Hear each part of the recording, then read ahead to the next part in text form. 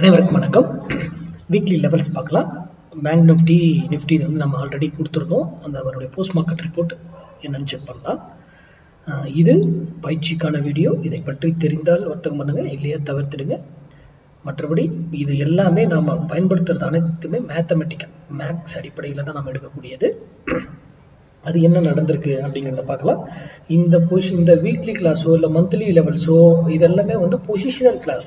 இது வந்து intraday option கிளாஸில் இது வருமா சார் அப்படிலாம் கேட்காதீங்க. ஆப்ஷன் இதில் இதுக்கு சம்மந்தமே கிடையாது. இது டாபிக் வேறு, அது டாபிக் வேறு. ஓகேங்களா? இது எட்ஜிங் இல்லாமல் பண்ணக்கூடாது. இதை வச்சு ஆப்ஷன் பையிங்கெல்லாம் பண்ணக்கூடாது. ஓகேங்களா?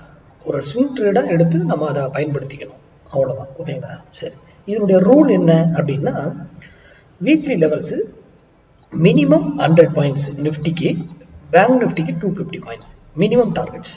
ஓகேங்களா? ஏன்னா ஸ்டாப் லாஸ் இதுக்கு 100 பாயிண்ட் இருக்கு. அப்போ 1:1 தான் வச்சிருக்கிறோம். அப்போ ஸ்டாப் லாஸ் எட்ஜிங் இல்லாமல் நம்ம என்ட்ரி எடுக்கக்கூடாது.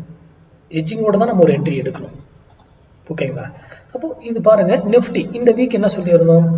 24,548 போனால் செல்லு, 24,158 இருந்தால் பை.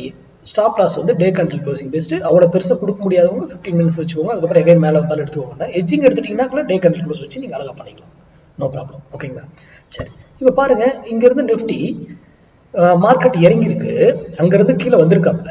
வந்துட்டு இங்கிருந்து என்ன பண்ணியிருக்காரு பாருங்க, எக்ஸாக்டாக நம்ம புள்ளியில் டச் பண்ணி என்னங்க மினிமம் நான் எவ்வளோ சொல்லியிருக்கேன், 100 பாயிண்டா?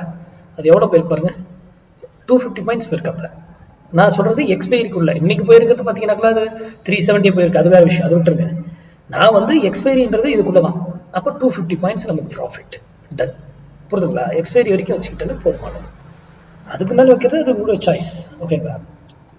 அப்போ இந்த டார்கெட் முடிஞ்சது. அப்போ 250 பாயிண்ட் நீங்கள் ஒரு எட்ஜிங் எடுத்திருந்தாலும் ஒரு 50 பாயிண்ட் ப்ரீமியம் எடுத்திருப்பீங்க. அப்போ 200 பாயிண்ட் உங்களுக்கு ப்ராஃபிட் கிடைச்சிருக்கும். ஏன் நம்ம புள்ளியில் நடக்குது? ஏன் இந்த புள்ளியில் நடக்கணும்? அப்போ இதுதான் மார்க்கெட். அதை பேஸ் பண்ணி வர்த்தகம் பண்ண பாருங்க. மார்க்கெட்டுங்கிறது மேக்ஸ். நம்ம முன்னாடியே போட்டுருவோம். மந்த்லி லெவலில் ஆல்ரெடி போட்டுருவோம். வீக்லி லெவல், இயர்லி லெவல், வருடத்தினுடைய லெவலில் நம்ம முன்னாடி போட்டிருக்கோம் டிசம்பர்லேயே. இது நிஃப்டி. பேங்க் நிஃப்டி பார்க்கலாம். பேங்க் நிஃப்டி வந்து செல்லட் 53,888, 52,412 பை. இங்கே வந்து பாருங்க, இங்கிருந்து வந்து அவர் டச் ஆனது அங்கே. ஏன்னா எக்ஸ்பைரி டு எக்ஸ்பைரி புதன்கிழமை, அடுத்த நாள் இங்கே வந்திருக்கு 250 பாயிண்ட். நான் சொன்ன மினிமம் டார்கெட் அது 300 பாயிண்டை கொடுத்துருக்கா. ஒரு முறை எகைன் இன்னொரு முறை 2 முறை கொடுத்துருக்கு. கரெக்டுங்களா? அதுக்கப்புறம் அது வந்து ஸ்டாப் லாஸ் இங்கே வந்து ஹிட் பண்ணியிருக்கு. இது தேவையில்லை. நமக்கு ஒரு டார்கெட், நம்மளோட மினிமம் டார்கெட் கிடைச்சதா நீங்கள் எக்ஸிக்யூட் பண்ணிட்டு போயிட்டே இருக்கலாம். இதில் மந்த்லி லெவலில், வீக்லி லெவலில், இயர்லி லெவலெல்லாம் மேனேஜ் பண்ணி தான் நீங்கள் ஒரு ட்ரேட் எடுக்கணும்.